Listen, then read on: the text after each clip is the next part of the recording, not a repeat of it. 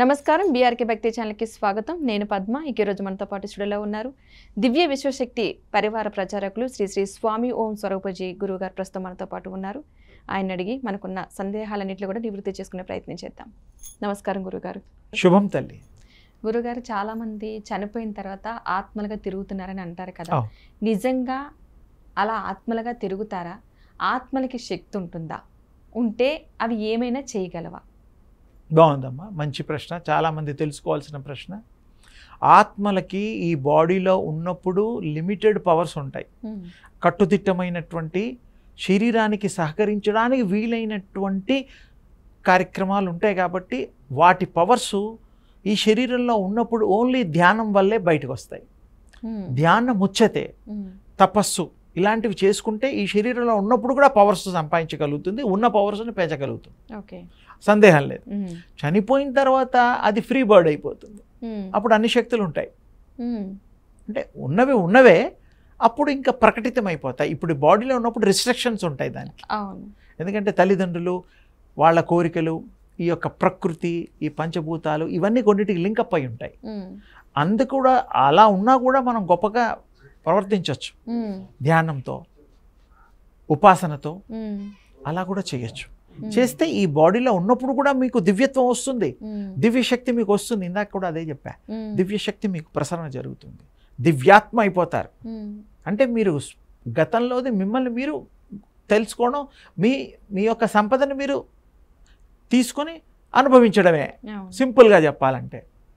అలాగే ఇక్కడ కూడా దివ్యాత్మలు లాగా ఇక్కడ చనిపోయిన తర్వాత అవి ఫ్రీ సోల్ అయిన తర్వాత 11 రోజులు ఇక్కడే వారి పరిసర ప్రాంతాల్లో ఎక్కడైతే జీవించి ఈ యొక్క శరీర ధారణ చేశారో అక్కడే ఉంటాయి. తర్వాత వెళ్ళిన తర్వాత ఈ పంపకాలు ఇవన్నీ ఉన్నాయి. అంటే సబ్జెక్ట్ చెప్పచ్చు అది కూడా. అప్పుడు అది ఊర్ధ్వలోకాలకు వెళ్ళేటప్పుడు దాని అనుభవాలను తోడు తీసుకొని ఏమేం చెయ్యాలో సూక్ష్మ రూపంగా వెళ్ళి, అంటే సూక్ష్మ రూపాలు వేరే ఉన్నాయి, కారణ రూపాలు వేరే ఉన్నాయి, కారణ దేహాలు ఉన్నాయి, కారణ శరీరాలు ఉన్నాయి, అవన్నీ ఉన్నాయి. మామూలుగా సూక్ష్మ రూపం ఇదైన తర్వాత ఈ స్థూల రూపంలోంచి అది మారిపోతుంది. ఆ ప్రయాణాలు వేరే. వాళ్ళకి 1 ఇయర్ది మనకు ఒక రోజుగా లెక్క ఉంది. ఆబ్దికాలు అవి ఇవి చేస్తూ ఉంటాం కదా, అవన్నీ అందరికీ తెలుసు కాబట్టి ఎక్కువగా నేను దాని మీద కాకుండా ఇంకా కొంచెం వేరేగా చెప్దామని. ఆ యొక్క ఆత్మలు ఏమన్నా కావాలంటే, ఎవరికన్నా ఏమన్నా సహాయం చేయాలంటే కూడా చేస్తుంది. వాళ్ళ ఇష్టలకి మాత్రమే, వాళ్ళకి నచ్చిన వాళ్ళకి చేస్తుంది. పగలు కూడా తీర్చుకుంటుంది. ఎవరి మీద నాకు కోపం ఉందనుకో చేస్తుంది. వాటి మూలానే ఈ సినిమాల్లో అప్పుడప్పుడు చూపిస్తూ ఉంటారు. అంటే చాలా రేర్ అవి. అందరూ చేస్తే ఈ ప్రపంచంలో ఎవరు ఉండరు. ఎవరికి మోసాలు, ద్వేషాలు ఖచ్చితంగా జరుగుతున్నాయి. నిజంగా అయితే అప్పుడు కోర్టులు శిక్షలు ఉండవు కదా, ఆత్మలే తీర్చేసుకుంటే పగలే కదా బాగా. అందుకని అలా కాకుండా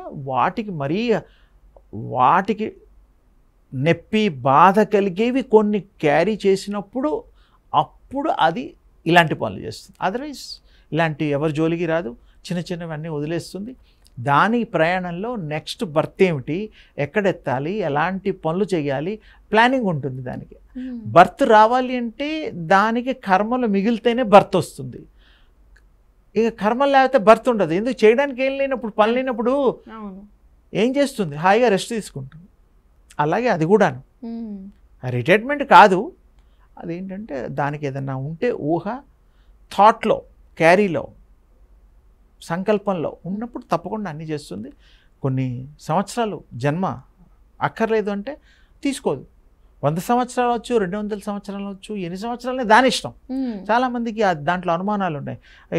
చావంగానే ఇంకో చోట పుడుతుందని.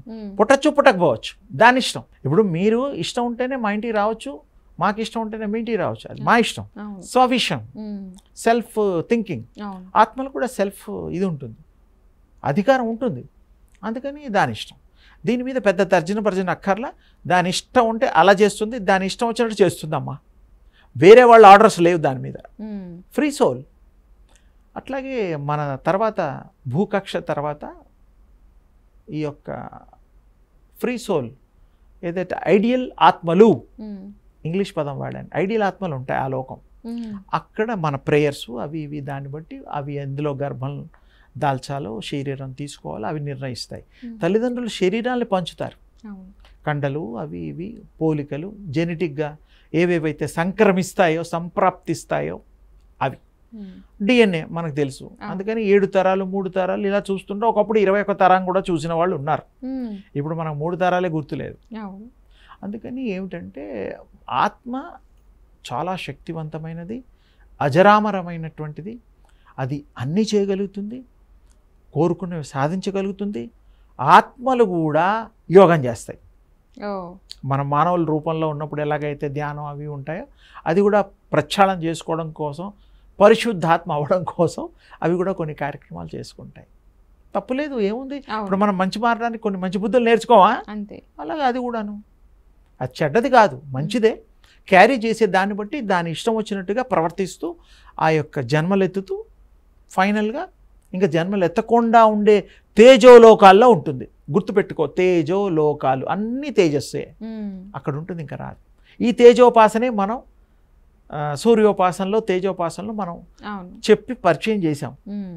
అంటే మీకు ఇష్టం, సర్వ స్వతంత్రత వస్తుంది. కానీ చెయ్యాలి ప్రాక్టీసు, వాళ్ళ ఇష్టం. ఇందులో రూపాయి ఖర్చు లేదు, చక్కగా చేసుకోవచ్చు, సాధించవచ్చు, అనుభవించవచ్చు. ఇతరులు కూడా మనం మంచి దారి చూపించవచ్చు. తప్పేముంది ఇందులో? చెడు పంచకూడదు కానీ మంచి పంచకూడదని ఎక్కడా లేదు. చెడు ఎవరికైనా చెడే, హామ్ అంతే. అందుకని ఇవి గుళ్ళ రూపంలో, ఆ రూపంలో, ఈ రూపంలో క్షేత్రాలుగా ఉన్నాయి. అలాగే ప్రదక్షిణలు కూడా, గుళ్ళల్లో చేసే ప్రదక్షిణలకు ఒక ఇంపార్టెన్స్ ఉంది. ఒక గుడికి 1000 గజాల వరకు, అడుగుల వరకు శక్తి రౌండ్గా ప్రవహిస్తూ ఉంటుంది. అది చాలామందికి అంత లోతుగా వెళ్ళరు. ఒక శక్తి ఆంజనేయ స్వామిని కానీ, అమ్మవారిని కానీ, రాముడిని కానీ ఊళ్ళలో స్థాపన చేస్తారు. దాని ముందు 6 రోజులు 8 రోజులు కార్యక్రమాలు ఉంటాయి. శక్తి ధారబోసి అప్పుడు దాన్ని యంత్రాలు అవన్నీ పెడతారు. ఆ మహిమ, ధ్వజస్తంభం మహిమ 1000 గజాల వరకు, అడుగుల వరకు ఉంటుంది. అందుకనే ప్రదక్షిణాలు చేయడం కోసం అందరూ కూడా నామం చెబుతూ ప్రదక్షిణం చేస్తూ ఉంటారు. అంటే ఈ ప్రదక్షిణం చేసేటప్పుడు, ఆ నామం చేసేటప్పుడు పాదాలు అరికాళ్ళల్లో ఎండ్స్ ఉంటాయి, చివరి సహస్రారం మొదలు అది చివర. కింద తాకినప్పుడు, ఆ రేస్ పాకినప్పుడు, ఇది తగిలినప్పుడు, నామం చెప్పినప్పుడు ఆ దేవుడు అనుగ్రహం మీకు కలుగుతుంది. ఏ దేవుడు నామం చెబుతూ నడుస్తామో, శివుడిది శివాలయంలో, రాముడా, ఆంజనేయ స్వామి, ఏ దేవుడైనా ఆ నామం చదువుతూ ప్రదక్షిణలు చేసిన వాడికి మీకు ఆ కృప కలుగుతుంది. అందుకనే మంచో ఏదో రకంగా ఈ మధ్య హైదరాబాద్లో కూడా విజయ వెంకటేశ్వర స్వామి, చిలుకూరు బాలాజీ గారు, ఆ భగవత్ స్వరూపులు ఉన్నారు. అక్కడ కూడా 1000, 2000 లెక్క పెట్టుకుంటూ మళ్ళీ ప్రదక్షిణ చేస్తూ ఉంటారు. అంటే ఆ యొక్క రేస్ కింద ఉంటాయి. ఇది గ్రహించండి. ప్రదక్షిణాలు చేయని వాళ్ళు కూడా చేస్తారనే ఉద్దేశంతో చెప్తున్నారు. నామం చేస్తూ చేయడం వల్ల సద్భావం చేత, సత్ సందర్శన, భగవత్ సందర్శన చేత మీకు అవి ఆ కృప కలుగుతుంది. శక్తి కేంద్రాలుగా మీరు కూడా మారుతారు. గుళ్ళు ఎలాగున్నాయో మనకు కూడా ఒక నడయాడే దేవుళ్ళం మనం కూడా. అంతే. మన హృదయంలో అది దేవాలయమే. ఈ శరీరం హృదయంలో ఉన్నవాడు ఆ పరాశక్తి. పర అంటే అమ్మవారు కాదు, మళ్ళీ పర అంటే వేరొకటి, శక్తి అంటే ఎనర్జీ. అందుంది పరాశక్తి అని అంటే అమ్మగా భావించడం తప్పు లేదు. పరాశక్తిని ఆది పరాశక్తి కూడా అంటాం. అంటే ఈ శక్తులు కానీ ఏదో వేరొక శక్తినే ఆది అంటే మొదలు, మొదటి నుంచి ఉండేటువంటి శక్తి స్వరూపిణి అని అర్థం.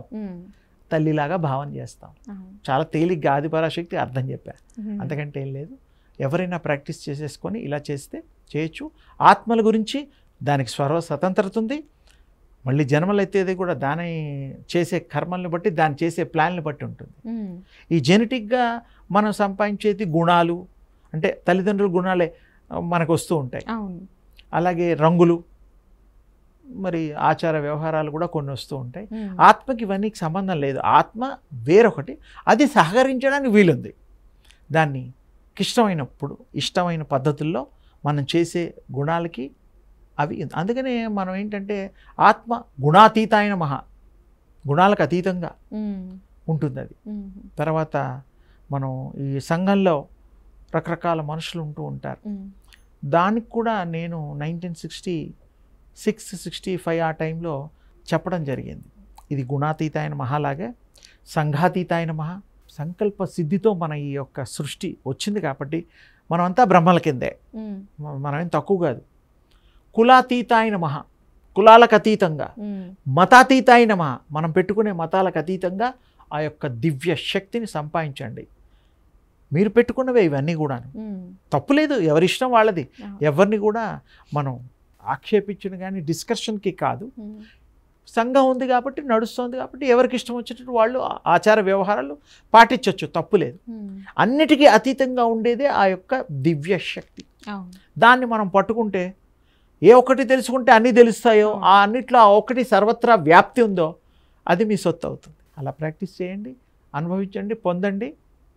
ఆత్మలు మంచి ఆత్మలుగా, విశ్వాత్మలుగా మీరు ఆ యొక్క రూపాన్ని ధరించవచ్చు. ప్రాక్టీస్ చేస్తే, సాధన చేస్తే తప్పకుండా ఈ బాడీలో ఉన్నప్పుడే ప్రాక్టీస్ చేసి మీరేంటో తెలుసుకోండి అని నా ఉద్దేశం. అదనమాట. మంచిది తల్లి, శుభమస్సు. ధన్యవాదాలు గురువుగారు, మంచిగా వివరించారు. అసలు అమ్మా